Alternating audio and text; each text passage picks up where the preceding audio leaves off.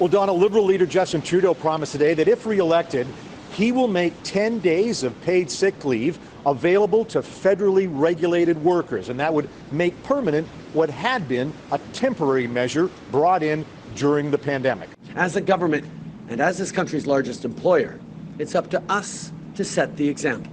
Trudeau also promised to negotiate with the provinces to extend paid sick leave to all sectors. The NDP immediately pounced on this promise, saying they proposed precisely this measure 18 months ago, and the Trudeau government never acted on it.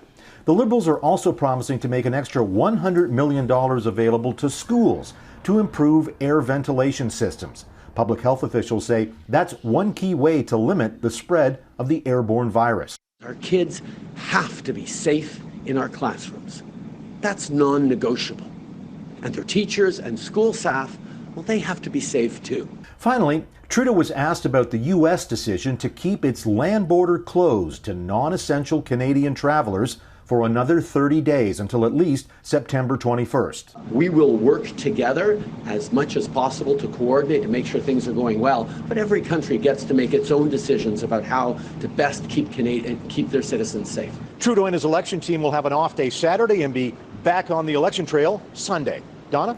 All right, David Akin in Winnipeg, thanks. The federal NDP leader stopped in Saskatchewan today and was overcome with emotion at one point. Jagmeet Singh visited the site where 751 unmarked graves were discovered at the site of a former residential school. Mike Le Couteur is following the NDP campaign. A solemn walk through the unmarked graves of the residential school of Cowessess First Nation. Jagmeet Singh, his wife, and the First Nation's chief, Cadmus Delorme, used the moment to underscore the work still needed on reconciliation. I commit to this. With everything I can, with every ounce of strength I have, I will fight for justice for Indigenous people. The NDP leader says past governments haven't done nearly enough, a refrain opposition parties have repeated for decades, something not lost on Chief Delorme. You know, I encourage Government of Canada to work more quicker and provide the strength for Indigenous nations to come up with the solutions. Now, all parties have committed to walk the road to reconciliation with Indigenous communities during this election campaign. Advocates say they want more than just promises. They want systemic change. I think that the way that the system is set up makes us look like beggars and squatters in our own country, and that's not the way it should be. The last Liberal budget did commit $18 billion over 5 years to help improve the quality of life in Indigenous communities. Trudeau acknowledges more must be done. I think that everyone shares their impatience, my impatience, to get even more done, even faster on reconciliation.